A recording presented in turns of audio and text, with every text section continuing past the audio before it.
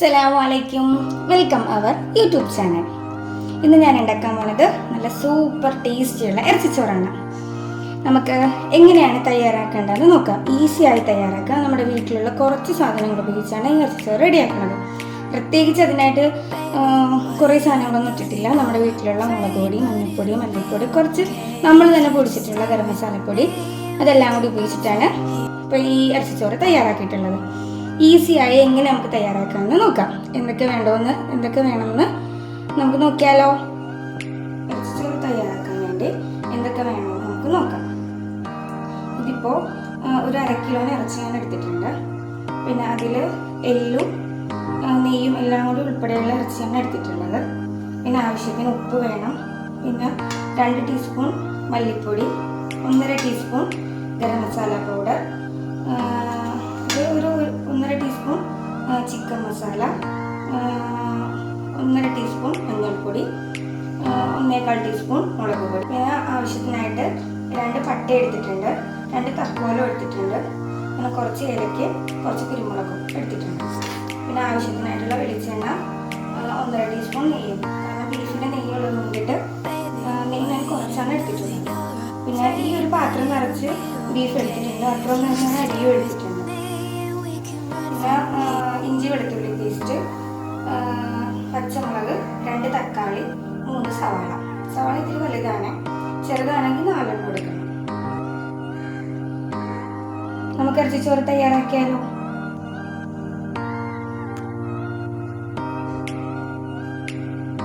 ഇപ്പം കുക്കർ ചൂടായിട്ടുണ്ട്. അതിലോട്ട് വെളിച്ചെണ്ണ ഒഴിച്ചു കൊടുക്കാം. വെളിച്ചെണ്ണ ചൂടായി വരുമ്പോഴേക്കും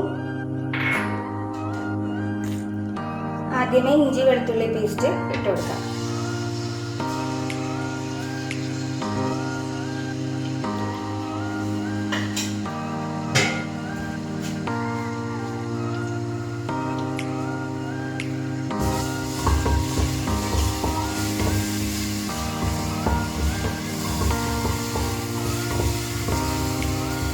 ഇത് നന്നായിട്ട് മുരിഞ്ഞ് വരട്ടെ. ഒരു ബ്രൗൺ കളർ ആകണ വരെ കുക്ക് ചെയ്യണേ.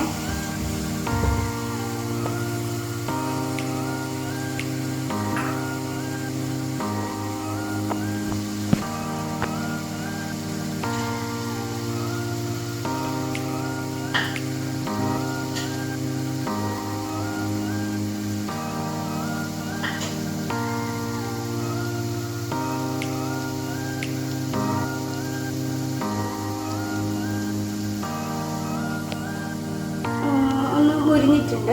അതിലോട്ട് 3 സവാള അരിഞ്ഞത് ഇട്ട് കൊടുക്കാം.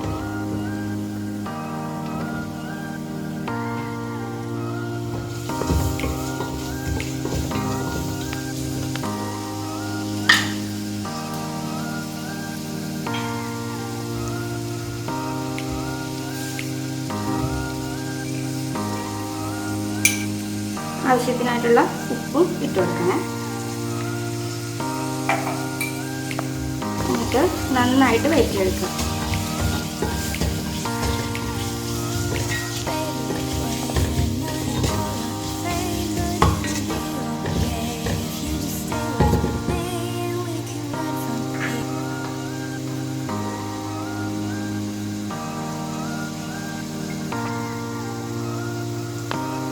ഈ സമയത്ത് നമ്മൾ എടുത്തു വച്ചിരിക്കുന്ന നെയ്യില്ലേ, 1 ടീസ്പൂൺ നെയ്യ് അതിലോട്ട് ഇട്ട് കൊടുക്കുക. ഞാൻ 1 ടീസ്പൂൺ ഇച്ചിരി കൂടി എടുത്തിട്ടുണ്ട്. ഇപ്പോൾ ചിക്കൻ കൊണ്ടാണ് ഉണ്ടാക്കണമെങ്കിൽ ഒരു 2 ടീസ്പൂണൊക്കെ ഇടേണ്ടി വരും. ഇതിപ്പോൾ ബീഫിൽ ഓൾറെഡി നെയ്യ് ഉള്ളത് കൊണ്ടിട്ടാണ് നെയ്യ് കുറച്ചെടുത്തിട്ടുള്ളത്. നന്നായിട്ട് വഴറ്റിയെടുക്കുക. ഇപ്പം അത്യാവശ്യം വഴങ്ങി വന്നിട്ടുണ്ട്. ഇതിലൊക്കെ നമുക്ക് 2 തക്കാളി എടുത്ത് വെച്ചിട്ടില്ല, അത് ഇട്ട് കൊടുക്കാം.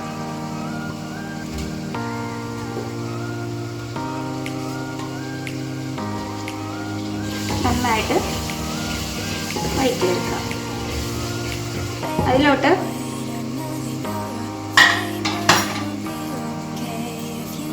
രണ്ട് പച്ചമുളക് ഇട്ട് കൊടുക്കുക. ഞാനിപ്പോൾ 2 പച്ചമുളക് എടുത്തിട്ടുള്ളൂ. കുട്ടികളുള്ളത് കൊണ്ടിട്ട് എരിയണത് കൊണ്ടിട്ടാണ്. എരിവ് വേണമെന്നുള്ളവർക്ക് ഒരു 5 പച്ചമുളക് വരെ ഇടാം.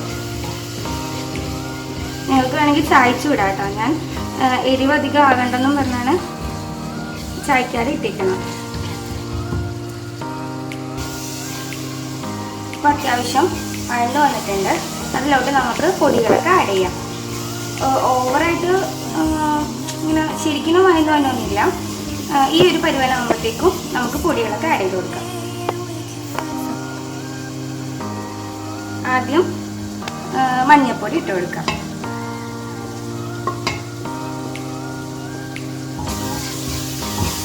മഞ്ഞൾപ്പൊടി ഇച്ചിരി കൂടിയാലും കുഴപ്പമില്ല, കാരണം ചോറിൽ ഒരു മഞ്ഞ കളറാണല്ലോ. അപ്പം ഇച്ചിരി കൂടിയാലും കുഴപ്പമില്ല. അതുകൊണ്ടാണ് ഞാൻ 1.25 ടീസ്പൂൺ എടുത്തിട്ടുള്ളത്. ഇനി മുളക് പൊടി ഇട്ട് കൊടുക്കാം.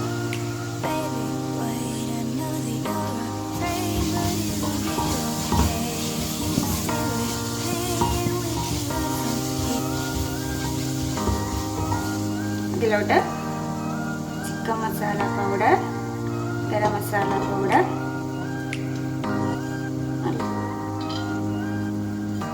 ഇട്ട് കൊടുക്കാം.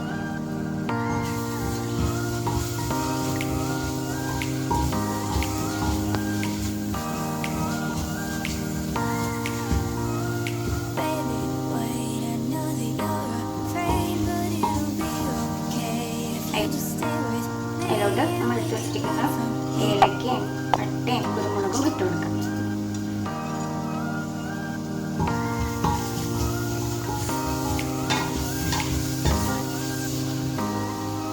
ലോ ഫ്ലെയിം വെക്കണേ, അല്ലെങ്കിൽ പെട്ടെന്ന് കരിഞ്ഞു പോകാൻ ചാൻസ് ഉണ്ട്. ഇനി പൊടികളെല്ലാം കൂടി കുറച്ച് നേരം വഴറ്റി കൊടുക്കുക.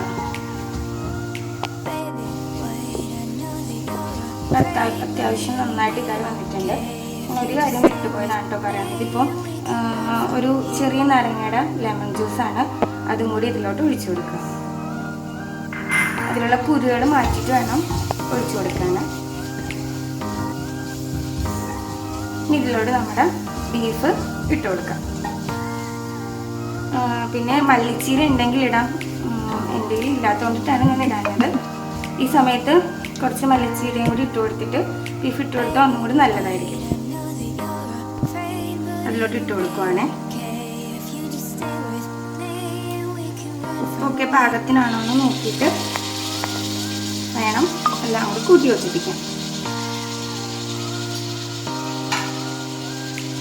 നന്നായിട്ട് ഇളക്കി യോജിപ്പിച്ച് കൊടുക്കാം. അത്യാവശ്യം എല്ലാം കൂടി യോജിപ്പിച്ചിട്ടുണ്ട്.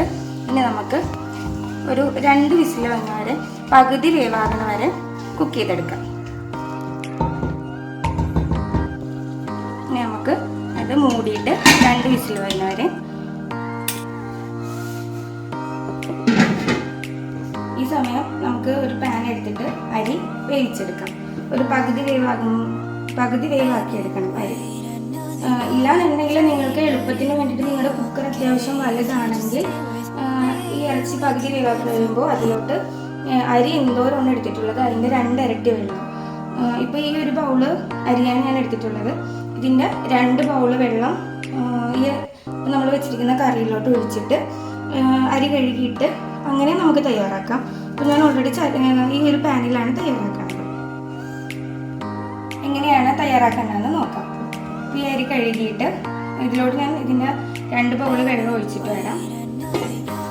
ഇതിലോട്ട് ഇപ്പം ഞാൻ ഈ ഒരു അളവിൽ 2 ബൗള് വെള്ളം ഒഴിച്ചിട്ടുണ്ട്. കാരണം ഈ ബീഫിൽ നിന്ന് ഓൾറെഡി കുറച്ച് വെള്ളം വന്നത് കൊണ്ടിട്ട് അരി നമുക്ക് വെന്ത് കിട്ടും. ഈ കറി നമ്മൾ ഇതിലോട്ട് പകുതി വേവാകുമ്പോൾ കുട്ടിക്കൊടുക്കും. അപ്പം ഇതിലെ വെള്ളവും കൂടി ആകുമ്പോൾ അരി പെട്ടെന്ന് വെന്ത് കിട്ടും. ഇതിലോട്ട് ആവശ്യമായ ഉപ്പ് ഇട്ട് കൊടുക്കുക. നോക്കിയിട്ടിടണേ.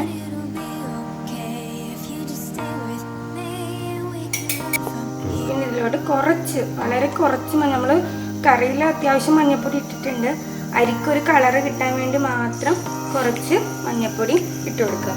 കുറച്ചും കൂടി ഇട്ട് കൊടുക്കുക. വെള്ളത്തിൽ കളറുണ്ടോ എന്ന് നോക്കിയിട്ട് ആവശ്യത്തിന് എന്തോരം അരിയാണ് എടുക്കുന്നത് നമുക്ക് ഏകദേശം ഒരു അളവുണ്ടാവുമല്ലോ, ആ ഒരളവിൽ മഞ്ഞൾപ്പൊടി ഇട്ട് കൊടുക്കുക. വേറെ ഒന്നും ഇട്ട് കൊടുക്കണ്ട. വെള്ളം നന്നായിട്ട് തിളച്ച് വരുമ്പോഴത്തേക്കും അരി കഴുകി ഇട്ട് കൊടുക്കണം.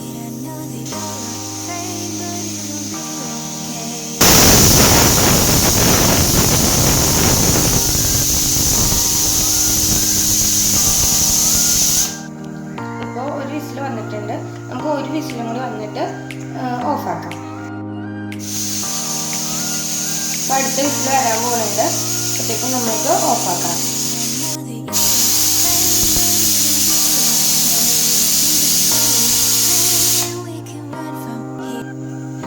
നമ്മളിപ്പോൾ ഫ്ലെയിം ഓഫാക്കിയിട്ടുണ്ട്. കുറച്ച് നേരം ഇരിക്കട്ടെ. ഫുൾ ആവി പോയിട്ട് നമുക്ക് തുറക്കാം. അപ്പം നമ്മുടെ വെള്ളം തിളക്കാനായിട്ടുണ്ട്. നമുക്ക് തുറന്നു നോക്കാം. ആവി വന്നിട്ടുണ്ട്. അരി ഇവിടെ കഴുകി വെച്ചിട്ടുണ്ട്. ഇനി തിളച്ചതിന് ശേഷം അരി ഇട്ട് കൊടുക്കാം. നമ്മുടെ വെള്ളം നന്നായിട്ട് തിളച്ചിട്ടുണ്ട്. കണ്ട. ഇനി അതിലോട്ട് അരി കഴുകി വെച്ചിരിക്കുന്നത് ഇട്ട് കൊടുക്കാം.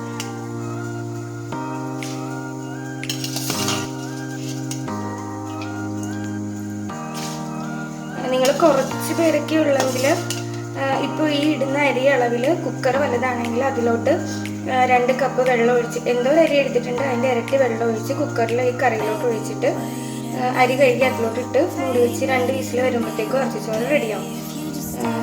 ഞാനിപ്പം എൻ്റെ കുക്കർ ചെറുതായത് കൊണ്ടിട്ടാണ് ഞാനിപ്പോൾ ഇങ്ങനെ ചെയ്തെടുക്കുന്നത്. അരിയെല്ലാം ഇതിലോട്ട് കഴുകിയത് ഇട്ട് കൊടുക്കാം.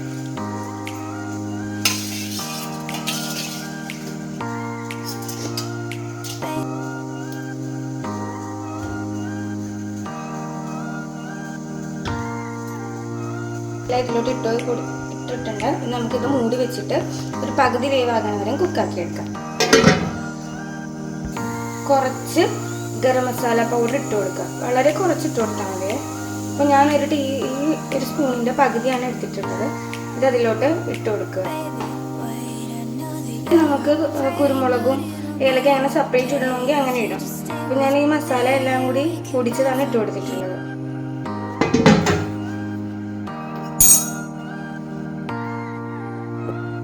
അപ്പോൾ നമ്മുടെ കുക്കറിൽ ഫുൾ ആവിയൊക്കെ പോയിട്ടുണ്ട്.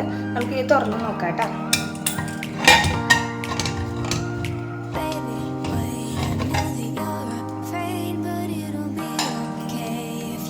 നന്നായിട്ട് എണ്ണയൊക്കെ തെളിഞ്ഞ് പകുതി വേവായിട്ടേ ഉള്ളൂ.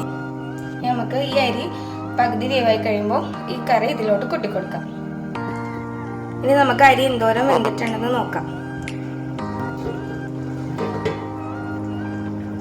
ഇപ്പം ഏകദേശം ഒരുവിധം വെന്തിട്ടുണ്ട്. ഇനി നമുക്ക് നമ്മുടെ ഇറച്ചിക്കറി ഇതിലോട്ട് കൊട്ടി നമുക്ക് എന്തോരം അരി വെന്തിട്ടുണ്ടെന്ന് നോക്കാം. ഇപ്പോൾ അത്യാവശ്യം കുറച്ച് വെന്തിട്ടുണ്ട്. ഇനി നമുക്ക് അതിലോട്ട് നമ്മുടെ ഇറച്ചിക്കറി തട്ടിക്കൊടുക്കാം. ഇതിലോട്ട് ഇട്ട് കൊടുക്കാൻ പോവുകയാണ്.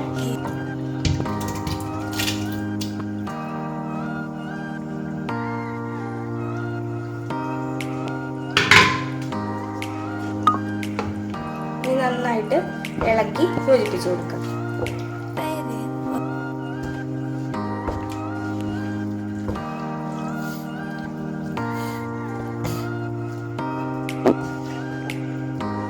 എല്ലായിടവും ഇളക്കി യോജിപ്പിച്ചതിന് ശേഷം കുക്ക് ചെയ്തെടുക്കാം. ലോ ഫ്ലെയിമിൽ ഇട്ടാൽ മതിയേ.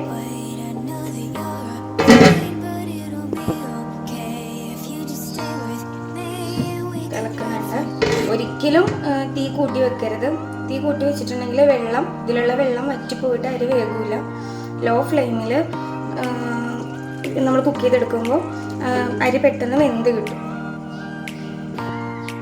നമുക്കിനി തുറന്നു നോക്കാം. ഇപ്പോൾ വെച്ചിട്ട് ഒരു 20 മിനിറ്റോളം ആയിട്ടുണ്ട്. നമുക്ക് തുറന്നു നോക്കിയാലോ. ലോ ഫ്ലെയിമിൽ തന്നെയാണ് കിടക്കുന്നത് കേട്ടോ. നമ്മുടെ ചോറിവിടെ റെഡി ആയിട്ടുണ്ട്. നമുക്കെല്ലാം കൂടി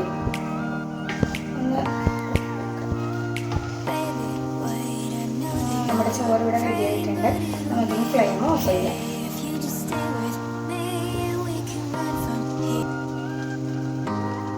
ഓഫ് ചെയ്തിട്ടുണ്ട്. ഈ സമയത്ത് കുറച്ച് മല്ലിച്ചീരയും കൂടി ഇട്ടിരുന്നത് നല്ലതായിരുന്നു. എൻ്റെ ഇല്ലാത്തതുകൊണ്ടാണ്. എല്ലാവരും മറക്കാണ്ട് കുറച്ച് മല്ലിച്ചീരയും കൂടി ഇട്ട് കൊടുക്കേണ്ടതാണ്. ഇനി നമുക്ക് പാത്രത്തിലോട്ട് സെർവ് ചെയ്യാം. ഇനി നമുക്ക് പാത്രത്തിലോട്ട് സെർവ് ചെയ്യാം.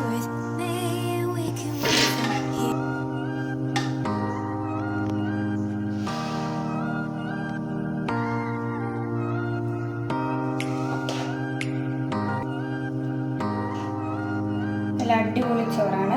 എല്ലാവരും ഒന്ന് ട്രൈ ചെയ്യാൻ മറക്കല്ലേ. എന്നിട്ട് ഫീഡ്ബാക്ക് പറയണം കേട്ടോ.